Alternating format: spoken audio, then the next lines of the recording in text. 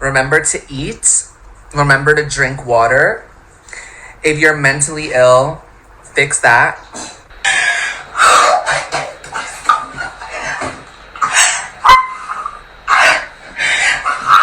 I just left getting my skin.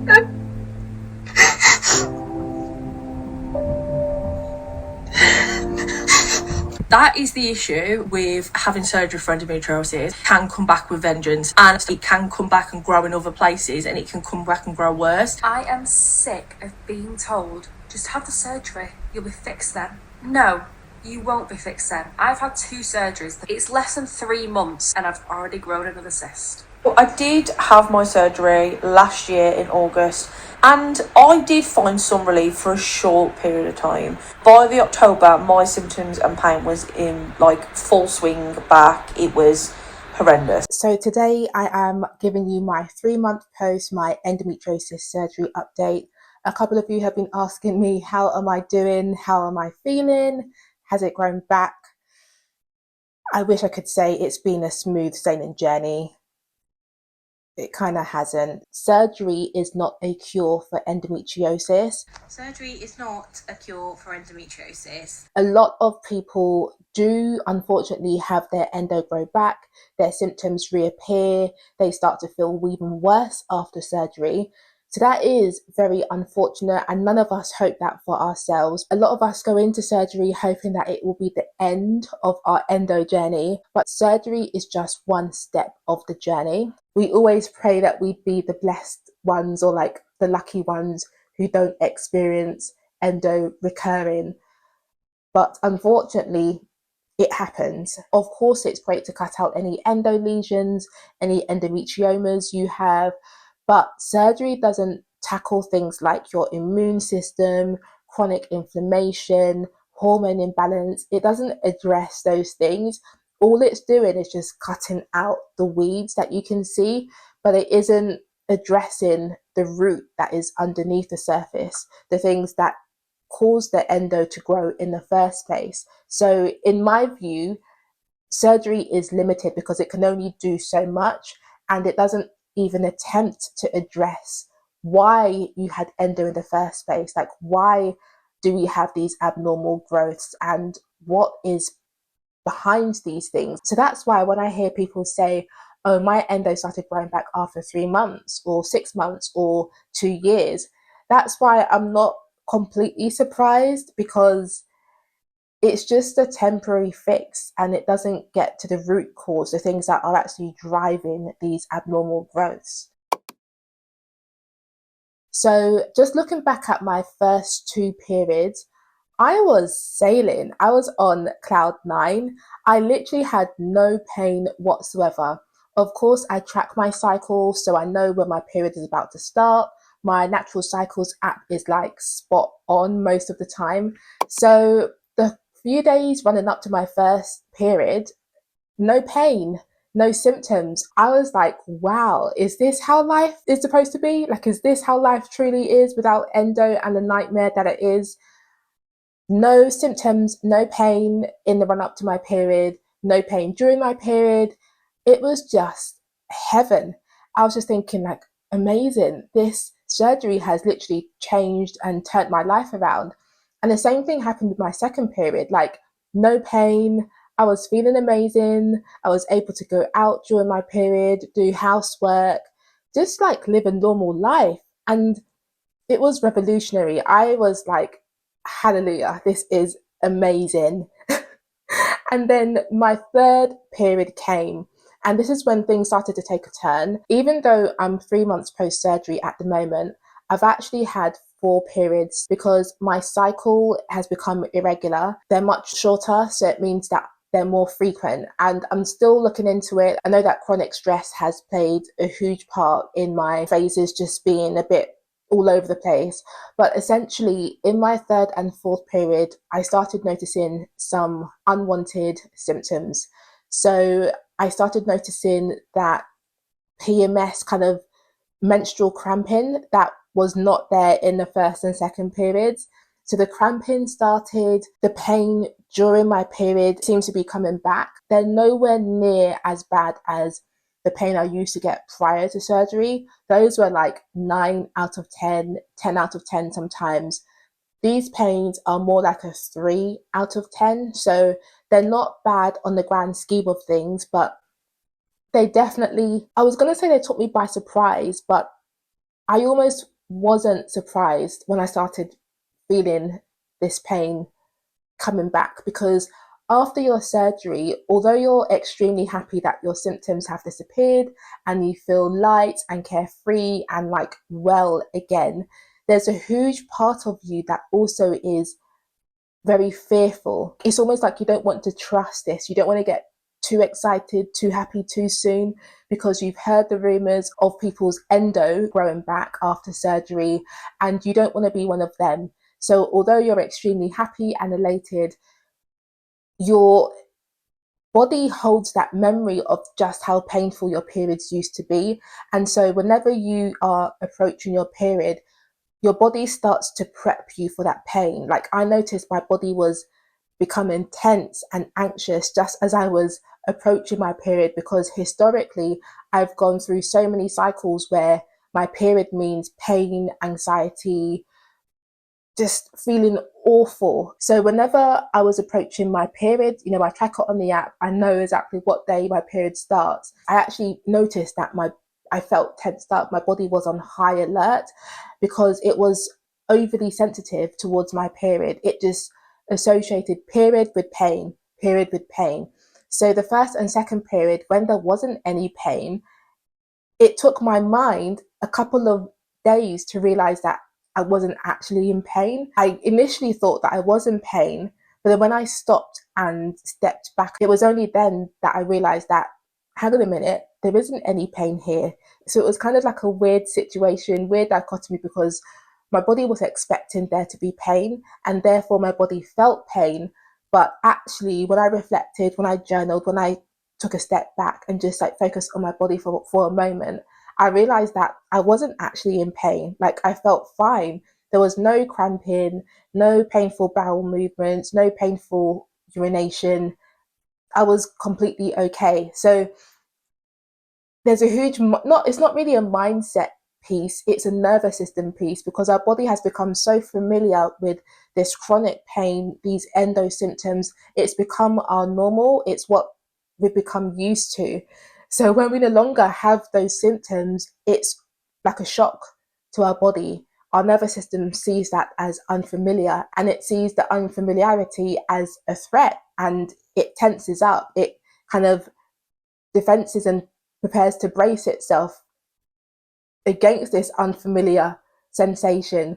But then when you allow yourself to reflect and realize, hang on a minute, there isn't any pain here, there's no threat or danger here, it allows your body to go back into that rest and digest mode, that parasympathetic nervous system, and you start to ease and allow yourself to feel safe again in your body. And that was one of the weird parts of my first two periods. And then my third and fourth period came. Now, yes, you heard me correctly.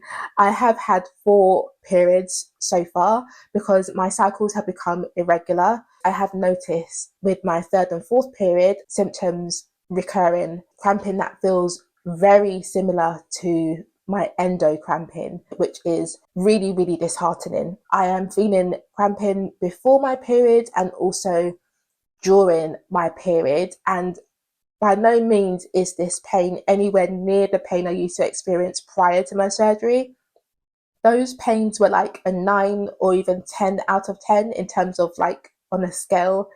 These pains have been more like a 3, but they've been really concerning because I think my body is still on high alert because I've been experiencing pain for so long. My body, my nervous system is like, oh, there's pain again. So any pain that I feel now, it may feel a lot worse than it actually is because my body, my nervous system is still regulating and healing, and it's getting used to life post surgery.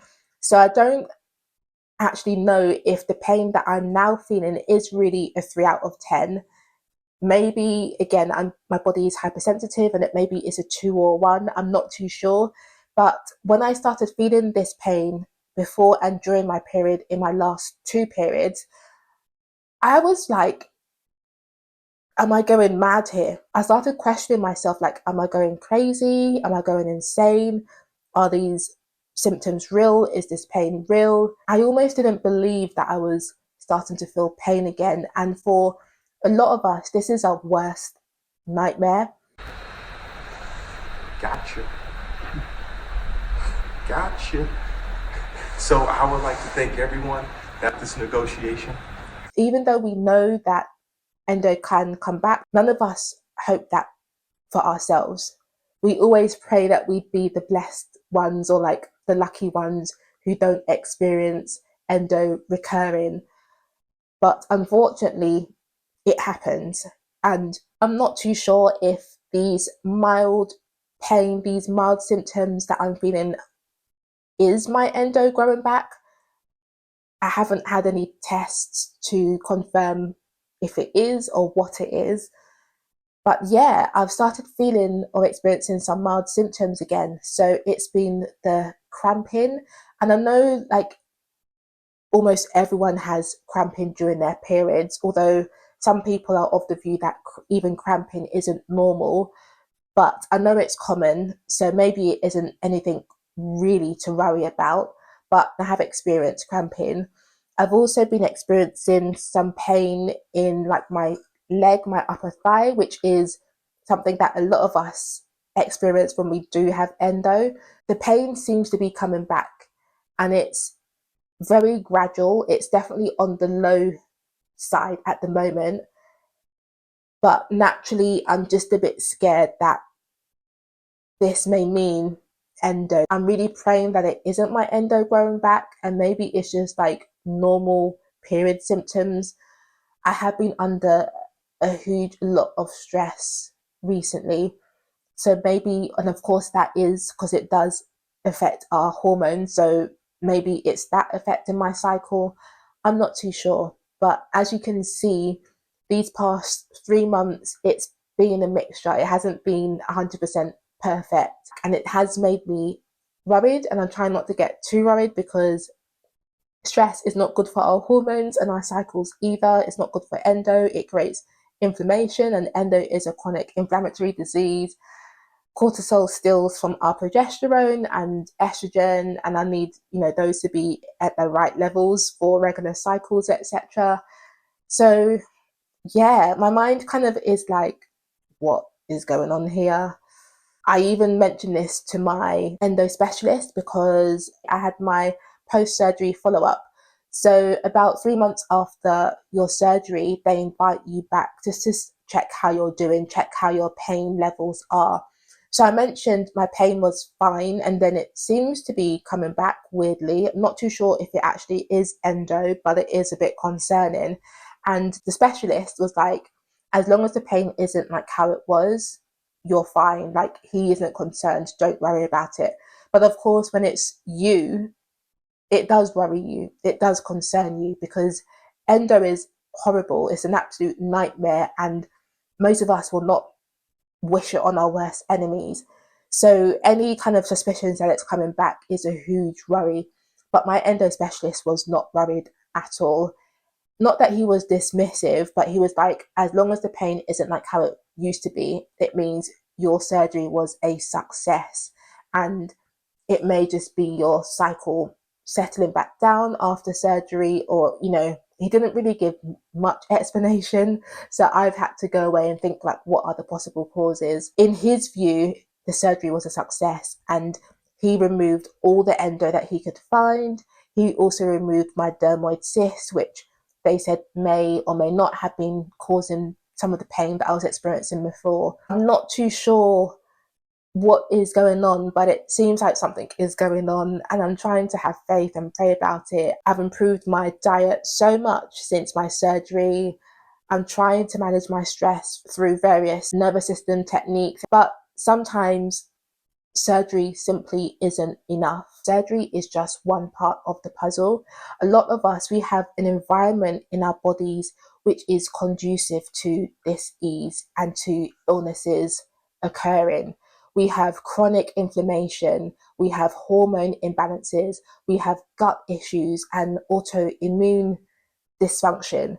And all of these things, when you add them all together, they create the perfect environment for this ease to happen, for abnormal growths. And that's why endo can grow back and things like fibroids and cancer can grow back, because we haven't addressed the root issue and changed our internal environment. And also our nervous system plays a huge part in this as well. A lot of us, we have spent years living with endo, fibroids, PCOS, whatever it is. So just because we have these random surgeries one day and they cut the disease out, it takes our body a long time to feel safe again, to feel comfortable and at ease. And we have to take active steps and measures to get it back into the parasympathetic, to get it back into that rest and digest mode. It doesn't happen just by having a random surgery. We need to use tools and techniques to bring our body back into balance, to bring down that elevated cortisol and to help our brain trust our body again and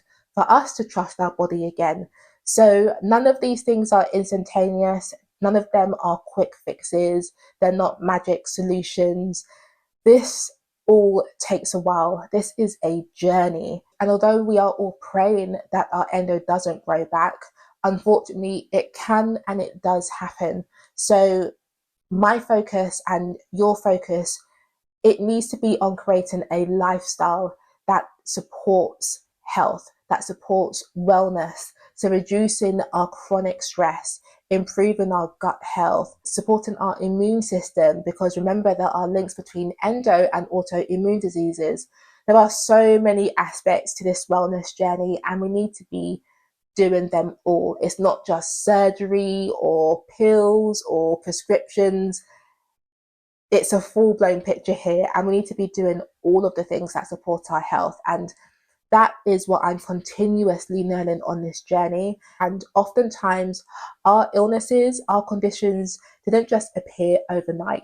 They didn't just suddenly grow in 3 months or 6 months. Oftentimes endo, fibroids, PCOS, they take years of slow, gradual, continuous growth for them to show up in our bodies and for the symptoms to appear. So when we think about the fact that our endo just didn't suddenly appear overnight, we also need to expect that healing will take a while. Healing won't happen overnight. Returning to wellness is a journey and it most likely will involve multiple steps and implementing multiple things to get to that wellness point. And it's about having consistency and motivation and dedication to the cause. And this is partly why I'm creating the Hormone Sisterhood membership. Not that my health is perfect by any stretch of the imagination, but I know how demotivating and disheartening this journey can get when your health isn't perfect or it isn't improving, despite you doing literally everything you can and that you can think of to improve your health, to balance your hormones, to regulate your nervous system. Sometimes when we experience setbacks, it can just feel like, well, like, what is the point of me doing all of these things? You almost feel like giving up because we're doing all the things, yet we're not seeing any improvements. Consistency then becomes difficult. We're wondering, like, why? What is the point of me spending all of this money on supplements, on exercise classes, Pilates classes, whatever it is, to like try and de-stress and regulate our nervous systems, and yet my endo flares are still there, or my endo's growing back, or my fibroids are growing back, whatever it is. So having a membership space like the Hormone Sisterhood is so important to keep us on the journey, to keep us consistent and doing all the things. We need to be consistent on this journey and be in it for the long haul. And this is what having a community of like-minded women is about. They will help us keep motivated and encouraged on this journey, even during the disappointments and setbacks and downtimes. And of course, there's the education piece, the education component in the membership, where we learn a lot more about how our bodies work and hormones and all of that stuff. But I think the highlight of this membership that I'm creating is the community aspect, having women who just get it, be around you, who you don't have to explain yourself to, who kind of know what you're experiencing, who are experiencing the same or similar things. That is my vision for the Hormone Sisterhood membership. So if you haven't joined the wait list, I'll leave the link in the description box and as a pinned comment. Having a group of women around you who, lift your spirits, keep you motivated, help you remain consistent and dedicated to this wellness journey, I think is invaluable. So join the membership now, and I really hope that you find it nourishing and supportive. That's what I'm having to learn on this journey. It's about not expecting my body to be perfect, but being realistic and just trying to support my body into health and doing whatever I can and being gentle on myself as well. Like, even though I feel like I am starting to experience symptoms again, it's about not speaking to my body unkindly, so still trying to show my body love and patience and trying to work with it and not being angry at it. If we do feel like our body is starting to slip back and regress, it's asking ourselves, okay, what do we need? How can I support you?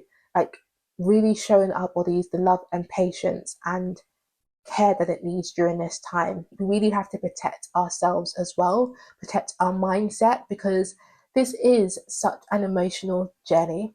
And I feel like I'm getting emotional myself because we are so vulnerable in this state, even after surgery.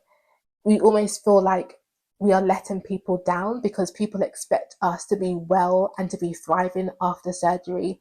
And then when we're not, we kind of feel like they're disappointed or they're shocked. They don't understand why we're not suddenly well. And we also don't understand why we're not well. We're as confused as they are. Unfortunately, this is a chronic disease. They call it a chronic disease for a reason.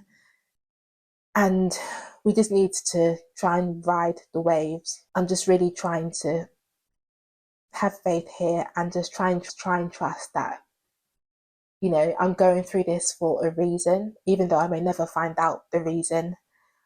But God somehow seems to want me to go through this or to learn things through this.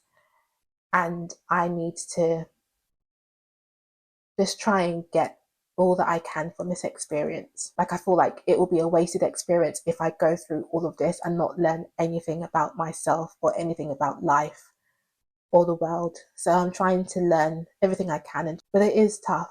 It's hard when things don't go strictly according to plan. You have so much hope in surgery fixing things, and then when things don't go perfectly, it feels like your whole world is crashing down. So this is why it's so important for us to do nervous system regulation techniques, things like deep breathing, breath work, gentle stretches, gentle movements, walking out in nature, allowing our feet to touch the ground, getting that vitamin D from the sunlight, listening to the waves of the ocean if you live near the beach like I do, being out in the forest. It's so important for us to really try and take steps to move back into that parasympathetic, because this is a chronic disease. Our body is always going to be in some form of high alert.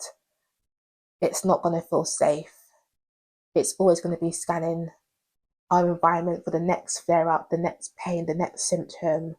So we need more than ever to look after ourselves and slow down and try and avoid stress and toxic people and just things that make us feel on high alert and hypervigilant all the time. It's not an easy journey, is it? It's not an easy journey. So that is where I am at 3 months post my endo surgery. I hope I answered your questions. Let me know how far along you are from your endo laparoscopy.